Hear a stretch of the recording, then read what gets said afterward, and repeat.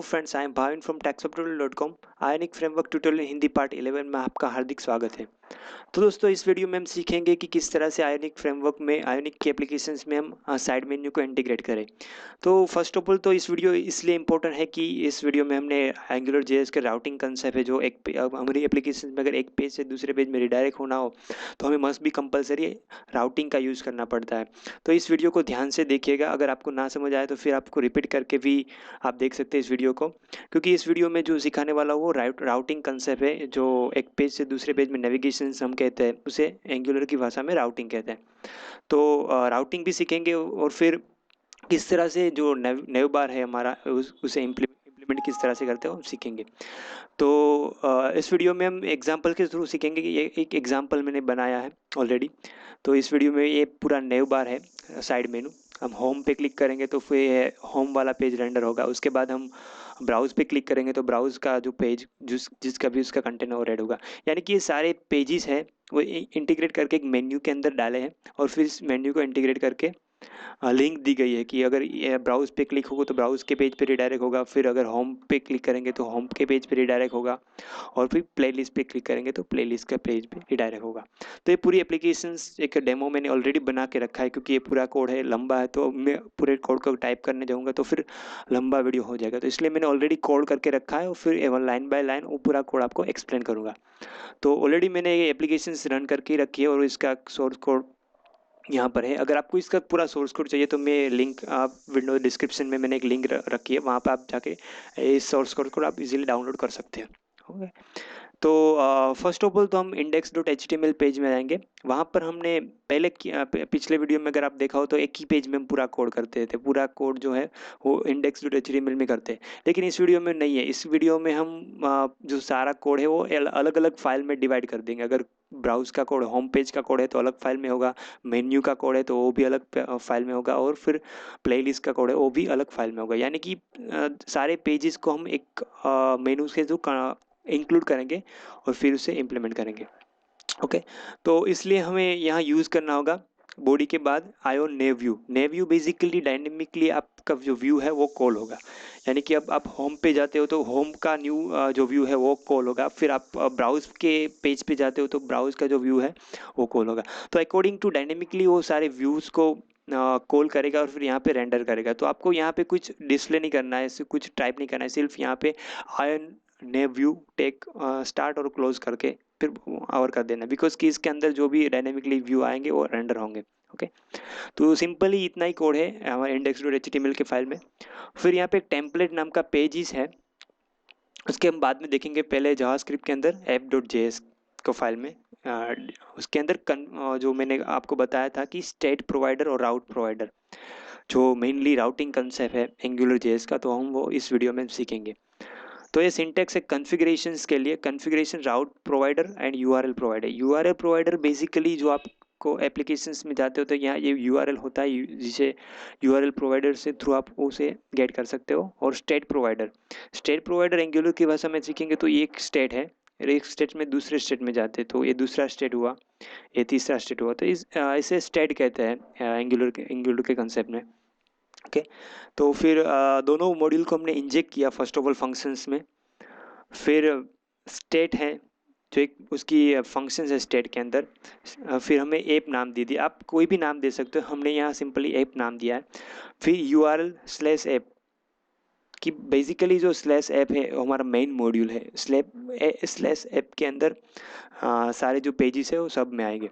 Okay. तो as a abstract हमें define कर दिया, यानी कि ये एक पेरेंट है और इसके अंदर टेम्पलेट में हमने मेनू को कॉल किया है। टेम्पलेट्स के फोल्डर के अंदर आप देख सकते हो यहाँ पे टेम्पलेट है, इसके अंदर मेनू नाम का एक HTML फाइल है, तो हमें कॉल की है।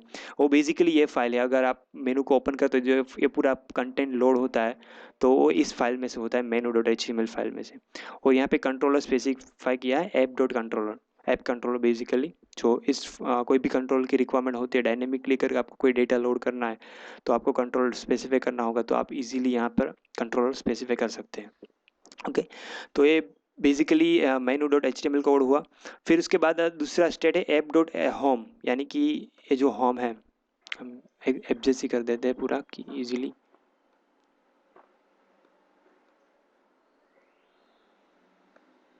ओके, तो यहाँ पे आप देख सकते हैं होम का कोड, अगर ये मैं यहाँ क्लिक करता हूँ तो ये पेज ओपन होता है जनरली home.html है जो यहाँ स्पेसिफाई किया है।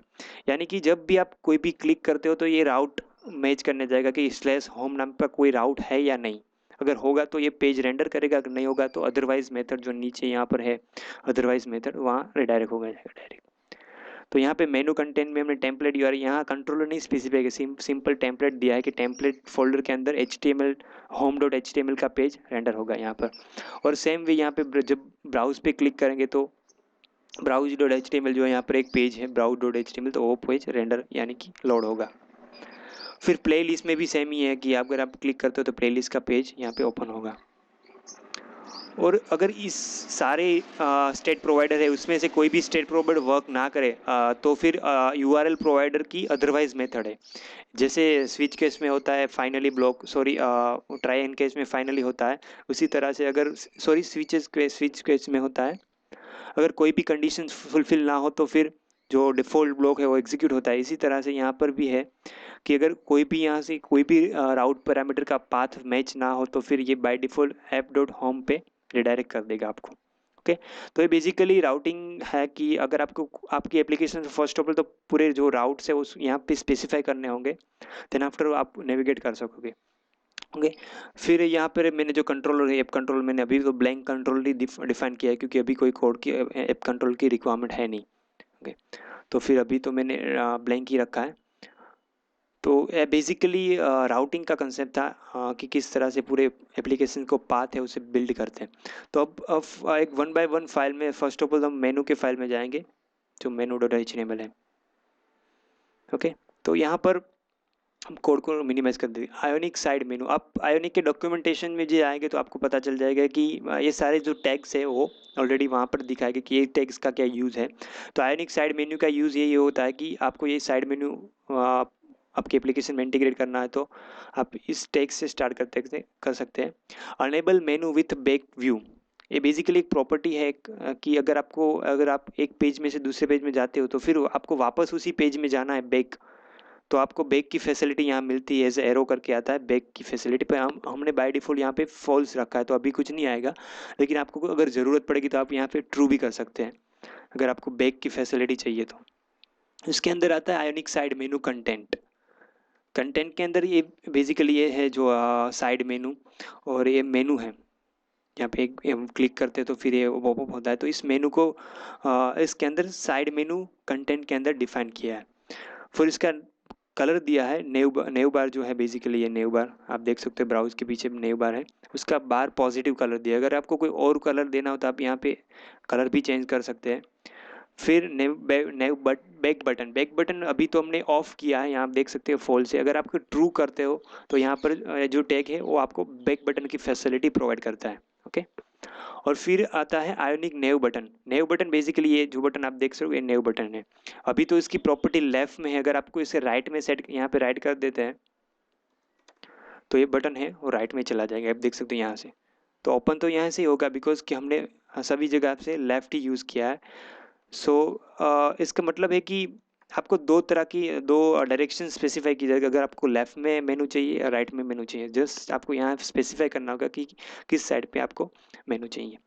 और फिर इसके अंदर आता है बटन, ये जो है वो बटन है, यहाँ पे क्लिक करते हैं तो फिर ये पूरा पॉपअप होता है, टॉगल होता है और लेफ्ट साइड में ओपन होता है। तो ये बेसिकली सारा आयोनिक ने प्रीबिल्ट कोड करके रखा है, हमें कुछ सिर्फ उसकी प्रॉपर्टीज़ और उसके क्लासेस को इम्प्लीमेंट करना है तो फिर फैसिलिटी स्टार्ट हो जाएगी।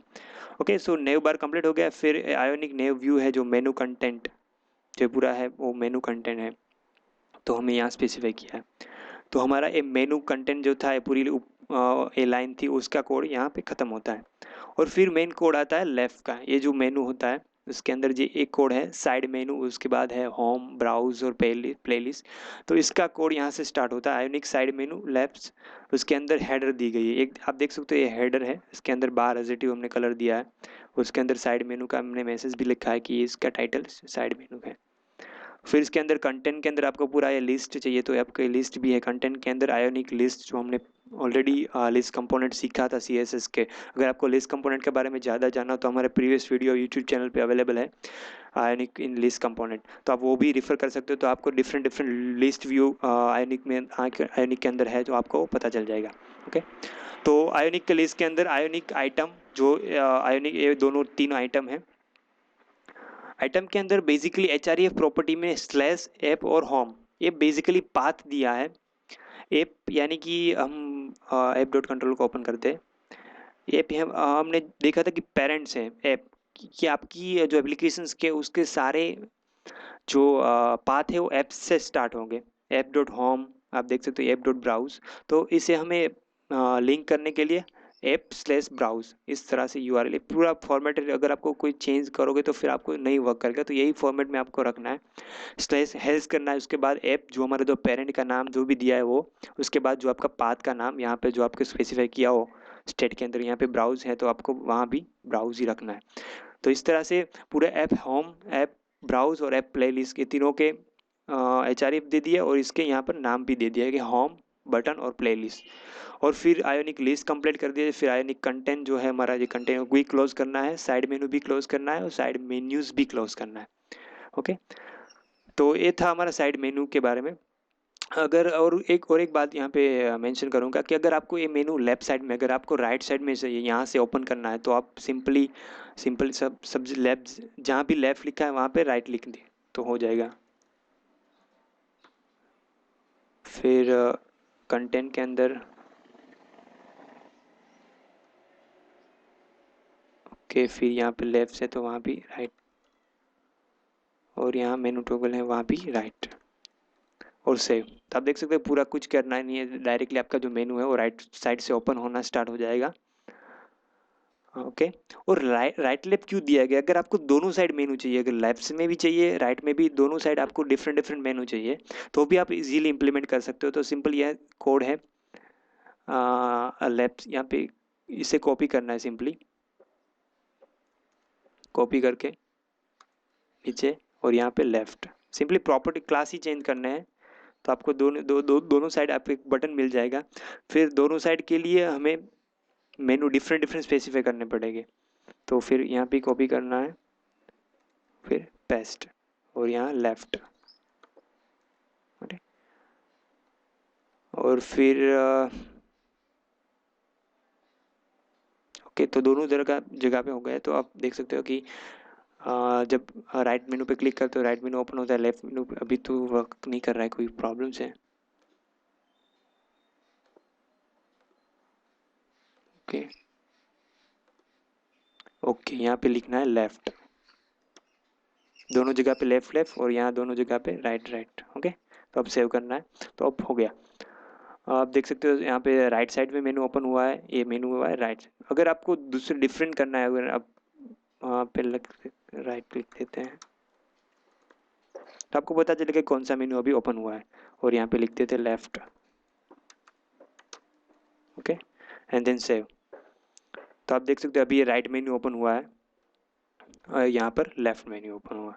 तो आपको अगर ये भी चेंज करना है कि आपके कंटेंट के अकॉर्डिंग टू मेनू के हिसाब से आपको ज़्यादा मेनू आपके एप्लीकेशन में इंटीग्रेट करने हैं, तो आप इजीली इस लेफ्ट और राइट प्रॉपर्टी से कर सकते हैं। तो फिर ये था हमारा इंट्रोडक्शंस आयोनिक का। अब हम चलते हैं दूसरे पेजेस में, होम पेज में चलते हैं कि होम पेज किस तरह से। होम पेज का कोड यहाँ पर है home.html। तो फिर होम पेज में आने के बाद हम कोई भी टैग है हम स्टार्टिंग करेंगे आयोनिक व्यू से, क्योंकि हमने डायनेमिकली व्यू को कॉल किया है। इंडेक्स फाइल में हमने देखा था, यहाँ पे हमने लिखा था कि आयोन ने व्यू, यानी कि यहाँ पर जो भी व्यू आएगा वो डायनेमिकली कॉल होगा। तो हम स्टार्टिंग कोई भी पेज का करेंगे तो आयोन व्यू से ही करेंगे, और व्यू का टाइटल देंगे होम। जो भी यहाँ टाइटल होगा यहाँ यहाँ पर आ जाएगा होम एज। आप होम 1 2 3 लिखते हो और सेव करते हो तो आपको इजीली 1 2 3 यहाँ पे मिल जाएगा। ओके, तो ये डायनेमिकली व्यू का नाम है। और इसके अंदर कंटेंट, जो बेसिकली हमने प्रीवियस वीडियो में देखा था कि कंटेंट के अंदर सारा एप्लीकेशंस का जो भी कोड होता है वो कंटेंट के अंदर आता है। तो आपको जो भी कोड लिखना है वो इसकी यहाँ पे लिख सकते हो कंटेंट के अंदर। तो आपका एक पेज हो गया, या पूरा पेज ही हो गया। अगर आपको दूसरा पेज बनाना है ब्राउज का, तो आप यहाँ पे जाके आपको, यहाँ मैंने फॉर्म बनाया है, यहाँ मैंने लिस्टिंग किया है, पूरा लिस्ट कंपोनेंट से लिस्ट किया है। तो आयोनिक के अंदर बेसिकली मैंने इमेजेस सेट किए हैं, थंबनेल जो लिस्ट आता है, हमने प्रीवियस वीडियो में ऑलरेडी ये लिस्ट के बारे में डिस्कस कर लिया है कि किस तरह से थंबनेल वाला लिस्ट हमें इम्प्लीमेंट करना है मेरे एप्लीकेशन। तो सिंपल यही कोड है, मैंने वहाँ से कॉपी पेस्ट किया है और फिर यहाँ पे फुटर जो हमारा जो फुटर है पूरे इम्प्लीमेंट कर दिया है। ये सारे पेजेस में मैंने फुटर यहाँ रखा है, तो ताकि पूरी एप्लीकेशन में जहाँ भी आप मूव करो वहाँ आपको फुटर तो मिलेगा ही नीचे। ओके, तो ये पूरा मेरा HTML का कोड था। जब भी यूज़र यहाँ पे क्लिक करेगा home.app.home, तो बेसिकली फर्स्ट ऑफ ऑल यहाँ से क्लिक करने के बाद वो डायरेक्टली app.js में फाइल में जाएगा। यहाँ पे देखेगा कि ऐप होम है, उसका पाथ क्या है, उसका टेम्पलेट क्या है, तो टेम्पलेट फोल्डर के अंदर home.html पेज उसे कॉल करना है, तो ये कॉल करके यहाँ पर रेंडर करेगा। ओके, तो इसी तरह से पूरा फ्लो वर्क करेगा। और फिर आता है ब्राउज़। ब्राउज़ के अंदर हम जाते हैं, तो फिर ब्राउज़ के अंदर है, मैंने फॉर्म डिस्प्ले सिंपल एक 3 फील्ड लिए है और सबमिट बटन। अभी तो कुछ वर्क नहीं कर रहा है, बेसिकली आपको सिर्फ डेमो दिखाने के लिए मैंने ऐसे कोड किया है। इसमें भी ऐसा ही है कि आप आयोन व्यू के अंदर ब्राउज़ जो आपका टाइटल है वो कंटेंट के अंदर आपको जो भी कोड करना है वो आप कर सकते हैं, कंटेंट के अंदर ही होना चाहिए। और यहाँ पे फुटर का कोड है। और फिर सिंपल प्लेलिस्ट में मैंने कुछ नहीं किया है, सिंपल एज कंटेंट के अंदर सिर्फ H1 टैग स्पेसिफाई किया है और फिर सिंपल ऐसे लिख दिया है, तो इसी नीचे फुटर इंटीग्रेट कर दिया। ओके, तो इस तरह से आपको कोई भी आपके एप्लीकेशन में कितने भी पेजेस हो, कितने भी मेनूज हो, तो आपको इजीली आप इजी इंटीग्रेट कर सकते हैं यहाँ से। और नेक्स्ट वीडियो में हम सीखेंगे कि किस तरह से लिंक के अगर आप यहाँ पे क्लिक करते हो, सपोज कि यहाँ पे क्लिक करते हो, तो फिर नया ये यूज़र की बायोग्राफी या हिस्ट्री आपको जाननी हो, कुछ भी इसके रिगार्डिंग कोई मोर डिटेल जाननी हो, तो किस तरह से उसके लिए भी अलग से राउटिंग होता है, तो हम नेक्स्ट वीडियो में वो भी सीखेंगे। बट ये बेसिक था कि मेनू को इंटीग्रेट किस तरह से करें, किस तरह से मल्टीपल पेज को एक पेज में इंटीग्रेट करें। तो आई होप कि आपको ये बेसिक वीडियो पसंद आया होगा, आयनिक के जो नेवबार के अंदर नेवबार कंपोनेंट को यूज़ कर किस तरह से यूज़ करते हैं और राउटिंग को कंसेप्ट को किस तरह से इम्प्लीमेंट करते हैं। ओके, तो आई होप कि इस वीडियो आपको पसंद आया होगा। प्लीज़ लाइक करिए, सब्सक्राइब करिए मेरे यूट्यूब चैनल को। और अगर आपको कोई प्रॉब्लम्स है, कोई एरर आ रही है, कोई ट्रबल फेस हो रहा है, तो आप प्लीज़ मुझे कमेंट करिए कमेंट विंडो में। और ये कोड मैं आपको एज अ फ्री में प्रोवाइड कर रहा हूँ, ये मेरे डिस्क्रिप्शन में मैंने ऑलरेडी लिंक रख दी है, वहाँ से आप इजीली डाउनलोड कर सकते हो ये डेमो कोड को। और आई होप कि वीडियो आपको पसंद आएगा। Thank you very much.